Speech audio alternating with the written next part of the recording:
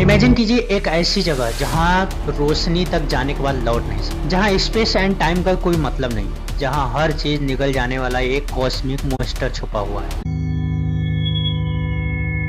लेकिन सबसे बड़ा सवाल, क्या कोई ब्लैक होल हमारी अर्थ को निगल सकता है? ब्लैक होल्स नेचर के सबसे रहस्यमय और सबसे खतरनाक ऑब्जेक्ट। इमेजिन करो एक ऐसा वर्ल्ड जो सब कुछ अपने अंदर समा लेता है, स्टार्स, प्लेनेट और शायद हमारी धरती भी। क्या सच में कोई ब्लैक होल हमारी अर्थ को खत्म कर सकता है, या ये सिर्फ साई-फाई फिल्मों का एक डरावना कॉन्सेप्ट है? और अगर कोई ब्लैक होल के इवेंट हॉरिजन के पार चला जाए तो क्या वो कभी लौट सकता है? यहाँ टाइम लिटरली रुक जाता है, स्पेस मरोड़ खा जाता है और फिजिक्स के सारे नियम खंडित होने लगते हैं। लेकिन अगर कोई ब्लैक होल चीजों को अपनी तरफ आकर्षित कर रहा है, खींच रहा है, तो कोई ऐसी भी चीज होगी जो उन्हें वापस ला सकती है, उसे बाहर निकाल सकती है। जानेंगे इन सभी क्वेश्चंस के आंसर इस वीडियो में। इससे पहले कि आप वीडियो में खो जाएं, प्लीज चैनल को सब्सक्राइब करिए और चलिए वीडियो को शुरू करते हैं। इमेजिन कि आप एक टनल में गिर रहे हैं जिसका कोई एंड नहीं है। जैसे जैसे आप आगे बढ़ते हैं, टाइम स्लो होने लगता है, लाइट डिसअपीयर हो जाती है और आखिर में आप एक डार्क रियल में समा जाते हैं। क्या ये सिर्फ साई-फाई इमेजिनेशन है? नहीं, ये रियलिटी है एक ब्लैक होल की। दूसरी तरफ आप इमेजिन कर सकते हैं एक ऐसी जगह जहां से एनर्जी और मैटर अपने आप बाहर आते रहते हैं, लेकिन कोई भी चीज इसके अंदर नहीं जा सकती। एक मिस्टीरियस स्ट्रक्चर हो सकता है जिसे साइंटिस्ट व्हाइट होल कहते हैं। Black holes and white holes दोनों ही यूनिवर्स के सबसे मिस्टीरियस ऑब्जेक्ट्स में से एक हैं। ब्लैक होल्स को तो साइंटिस्ट ने ऑब्जर्व और स्टडी किया है, लेकिन व्हाइट होल्स अब भी एक मिस्ट्री बने हुए हैं। ये कॉस्मोस के सबसे अनसॉल्व्ड मिस्ट्रीज में से एक है। आइए समझते हैं इन्हें इस वीडियो में। ब्लैक होल को समझने के लिए सबसे पहले हमें ग्रेविटी को समझना होगा। ग्रेविटी वो फोर्स होती है जो हमें जमीन पर टिकाए रखती है। जब आप जंप करते हैं तो जमीन का ग्रेविटेशनल फोर्स आपको नीचे की तरफ खींच लेता है। अब आप सोचिए, अगर ग्रेविटी इतनी इंटेंस हो जाए कि लाइट को भी वहाँ से निकलने ना दे तो क्या होगा? ब्लैक होल एक ऐसी ही जगह है जहाँ ग्रेविटी इतनी पावरफुल होती है कि कोई भी चीज वापस नहीं आ सकती। इस वजह से यह बिल्कुल ब्लैक होता है, क्योंकि ये लाइट को ऑब्जर्व कर लेता है और वापस कुछ भी रिफ्लेक्ट नहीं होता। ब्लैक होल्स को डायरेक्टली देखना मुमकिन नहीं है, क्योंकि ये कोई रोशनी एमिट नहीं करता। लेकिन साइंटिस्ट ने इसके आसपास होने वाले इफेक्ट्स को देख करके इसका आइडिया बनाया है। उन्होंने ये बताया है कि ब्लैक होल्स कई हिस्सों से बना होता है। इसके 3 पार्ट्स होते हैं बेसिकली, जिसमें पहला है इवेंट हॉरिजन। ये ब्लैक होल का वो पार्ट होता है जिसे एक इमेजिनरी बाउंड्री कहते हैं, जो पॉइंट ऑफ नो रिटर्न्स कहलाता है। अगर कोई चीज इससे अंदर चली गई तो वो कभी वापस नहीं आ सकती। दूसरा इसमें सिंगुलैरिटी।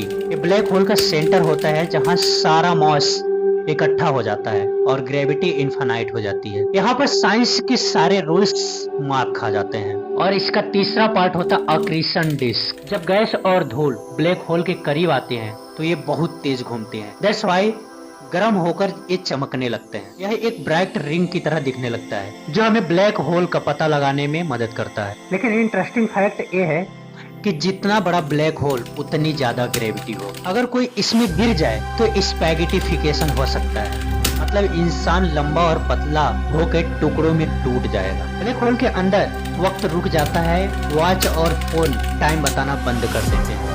लेकिन यह बनता कैसे है? क्या यह अचानक बन जाता है या इसके बनने की कोई लंबी प्रोसेस होता है? इसका कॉन्सेप्ट बहुत ही स्ट्रेट फॉरवर्ड है। हमारे यूनिवर्स में स्टार्स एक स्पेसिफिक प्रोसेस के तहत जन्म लेते हैं, बढ़ते हैं और अंततः समाप्त हो जाते हैं। एक स्टार जब जन्म लेता है तो उसमें 2 फोकस काम करते हैं। उसमें पहला है न्यूक्लियर फ्यूजन। 2 एटम्स के नाभिक आपस में मिलते हैं और यह स्टार के अंदर एनर्जी जनरेट करता है, जो इसे एक्सपेंड करने में हेल्प करती है। दूसरा इसमें ग्रेविटी।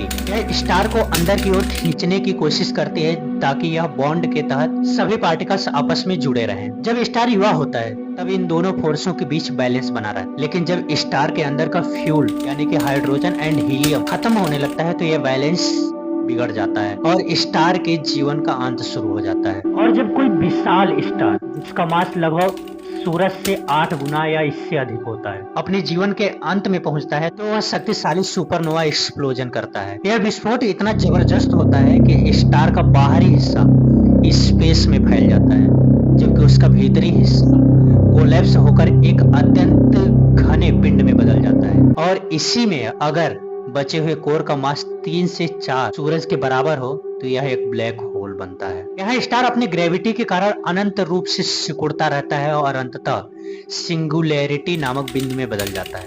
हालांकि यह ग्रेविटी इतनी अधिक होती है कि फिजिक्स के नियम इस पर काम नहीं करते। इसमें सबसे इंटरेस्टिंग फैक्ट है कि हमारा सन कभी ब्लैक होल नहीं बनेगा क्योंकि उसका मास बहुत कम है। साइंटिस्ट ने एक ब्लैक होल को इसके साइज, मास और ग्रेविटेशनल फोर्स के बेस पर 3 कैटेगरी में डिवाइड किया है, जिसमें सबसे पहला है स्टेलर मास ब्लैक होल्स। ये सबसे कॉमन टाइप का ब्लैक होल है। जब कोई मैसिव स्टार अपने जीवन के अंत में सुपरनोवा एक्सप्लोजन करता है तो वह इस तरह के ब्लैक होल में बदल जाता है। इनका मास सूर्य से 3 से 100 गुना तक हो सकता है। इसको आप ऐसे समझ सकते हैं कि एक विशाल स्टार जो लाखों सालों से जल रहा था, अचानक एक सुपरनोवा एक्सप्लोजन के साथ अपने अंतिम सफर पर निकल पड़ता है। उसका पूरा मैटर एक टीनी पॉइंट में कोलैप्स हो जाता है, जिसे सिंगुलैरिटी कहते हैं। अब ये बन चुका है एक stellar mass black hole. Cygnus X1 Milky Way galaxy का पहला कंफर्मेड ब्लैक होल है जिसे साइंटिस्ट ने डिटेक्ट किया था। दूसरा, इसमें सुपरमैसिव ब्लैक होल। ये सबसे बड़े ब्लैक होल्स होते हैं जिनका मास मिलियंस से बिलियंस ऑफ सन के बराबर हो सकता है। ये गैलेक्सीज के सेंटर में पाए जाते हैं और पूरी गैलेक्सी को ग्रेविटेशनली बाइंड करके रखते हैं। साइंटिस्ट अभी भी पूरी तरह नहीं जानते हैं कि ये कैसे बनते हैं, लेकिन थ्योरी ये कहती है कि छोटे छोटे ब्लैक होल्स के मर्ज होने से एक सुपरमैसिव ब्लैक होल्स का निर्माण होता है। इमेजिन करो कि हमारी पूरी मिल्की वे गैलेक्सी घूम रही है। बिलियंस ऑफ स्टार्स, प्लेनेट और एस्ट्रोनॉइड्स इसके अंदर एग्जिस्ट कर रहे हैं, लेकिन इसका पूरा स्ट्रक्चर एक ही चीज के इर्द गिर्द बंधा हुआ है, सिगेटेरियस ए।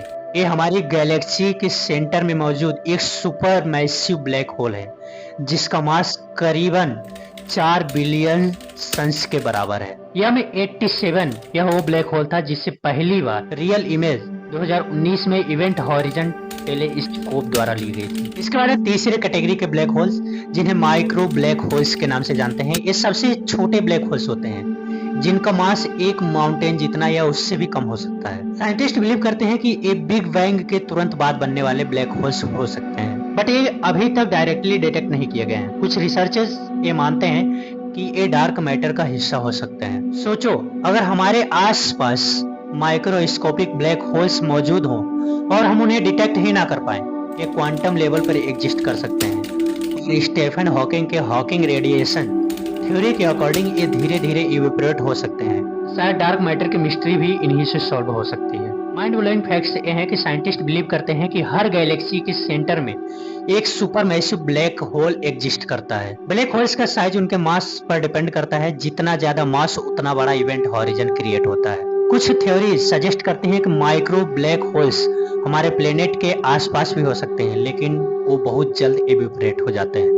अल्बर्ट आइंस्टीन ने 1915 में थ्योरी ऑफ जनरल रिलेटिविटी प्रस्तुत की, जिससे ग्रेविटी को पूरी तरह से नया रूप दिया। उन्होंने बताया कि ग्रेविटी सिर्फ एक फोर्स नहीं बल्कि एक स्पेस टाइम कर्वेचर की वजह से होता है। उनके इस प्रिंसिपल से यह पता चला कि अगर कोई वस्तु भारी हो तो वह स्पेस टाइम को इतना अधिक मोड़ सकती है कि उसमें कुछ भी फंस सकता है, यहाँ तक कि लाइट भी।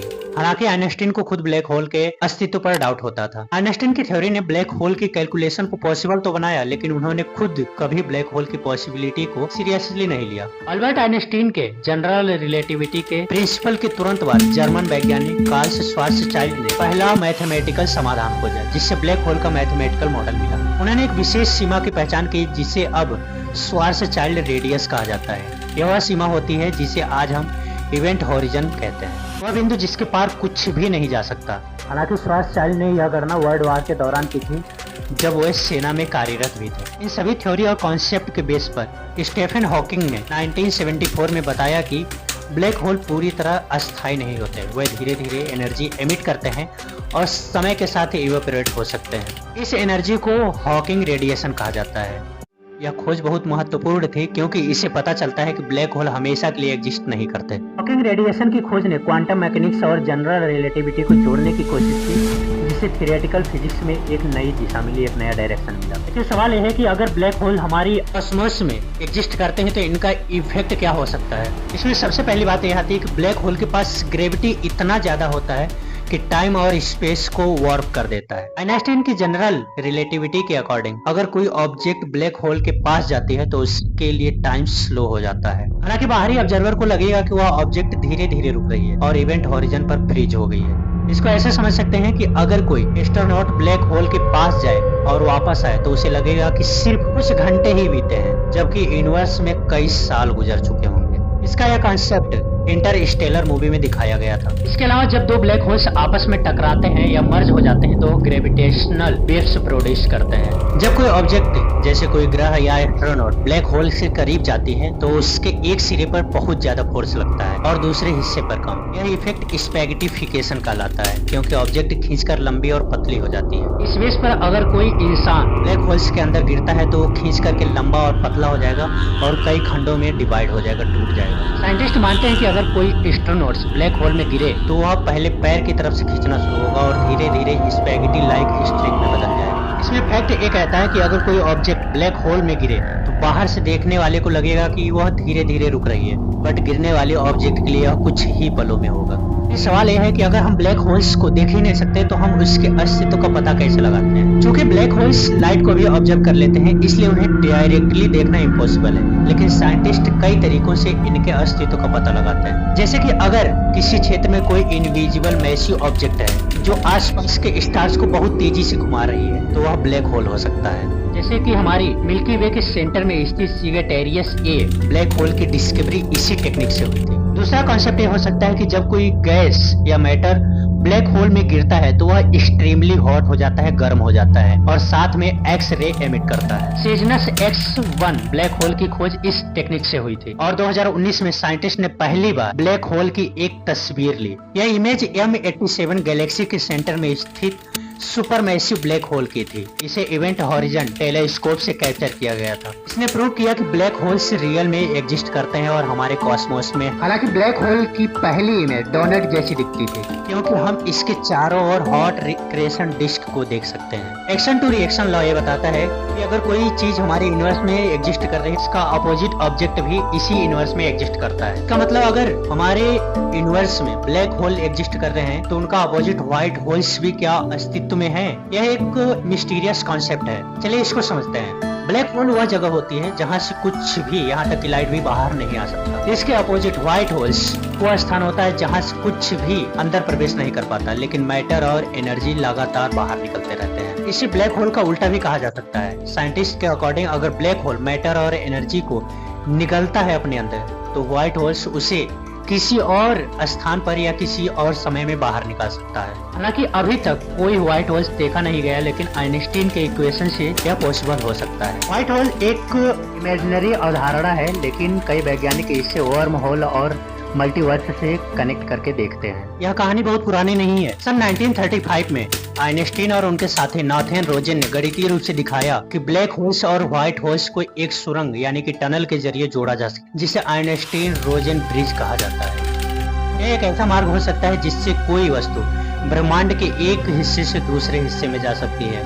अगर ये पॉसिबल होता है तो एक इंसान को इजिली एक यूनिवर्स से दूसरे यूनिवर्स में भेजा जा सकता है। हालांकि इस कॉन्सेप्ट को इंटरस्टेलर जैसी साइ-फाई फिल्मों में साफ साफ दिखाया गया है। इसको हम ऐसे समझ सकते हैं कि यूनिवर्स एक रहस्यमयी बुक है और इसके दो पोर्टल हैं, एक ब्लैक होल और एक व्हाइट होल। जब कोई स्पेस ट्रेवलर ब्लैक होल के अंदर जाता है तो वह एक अंधेरी टनल में गिरता चला जाता है। वह अंदर तो जा सकता है लेकिन कभी बाहर नहीं आ सकता। लेकिन व्हाइट होल इसी बुक का दूसरा पार्ट है जहाँ एक रहस्यमय डोरवे है।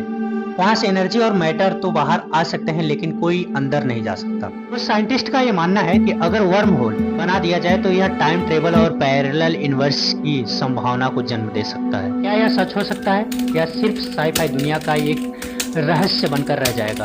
कमेंट में जरूर बताइए। वैज्ञानिक ये जानना चाहते हैं कि ब्लैक होल के अंदर वास्तव में क्या होता है। कुछ थ्योरीज के अकॉर्डिंग हो सकता है कि ब्लैक होल के सेंटर में सिंगुलैरिटी ना हो बल्कि एक यूनिवर्स छिपा हो। क्वांटम ग्रेविटी पर रिसर्च से यह समझने में मदद मिलती है कि ब्लैक होल के अंदर वास्तव में क्या है। कुछ वैज्ञानिक मानते हैं कि अगर ब्लैक होल के अंदर सेफली जा पाए तो शायद हम किसी यूनिवर्स में पहुंच सकते हैं। हालांकि इंटरस्टेलर मूवी में ब्लैक होल के पास जाने से टाइम स्लो हो जाता है, यह असल फिजिक्स पर बेस्ड है। लेकिन सवाल यह है कि क्या हम कभी ब्लैक होल या व्हाइट होल में ट्रेवल कर पाएंगे? इसका सिंपल सा जवाब है कि अगर वैज्ञानिक वर्म होल्स बनाने का तरीका खोज लें तो शायद हम वन प्लेस से दूसरी प्लेस ट्रेवल कर सकते हैं, यानी कि एक यूनिवर्स से दूसरी यूनिवर्स में जा सकते हैं। ब्लैक होल के अंदर ट्रेवल करने के लिए हमें निगेटिव एनर्जी जैसी रहस्यमयी चीजों की जरूरत होगी जिससे अभी तक हम नहीं समझ पाए हैं। अगर व्हाइट होल्स का कोई प्रूफ मिलता है तो यह हो सकता है कि वह ब्लैक होल से जुड़े होकर हमें दूसरी जगह पहुंचा सके। बाकी ब्लैक होल्स के बारे में ये कॉन्सेप्ट और ये वीडियो आपको कैसा लगा कमेंट में जरूर बताइए। साथ ही साथ चैनल को सब्सक्राइब करिए और शेयर कीजिए अपने उन नॉलेजेबल ग्रुप्स पर जहां पर लोगों की इसकी खास जरूरत है। मिलते हैं अगली वीडियो में, तब तक लिए जय।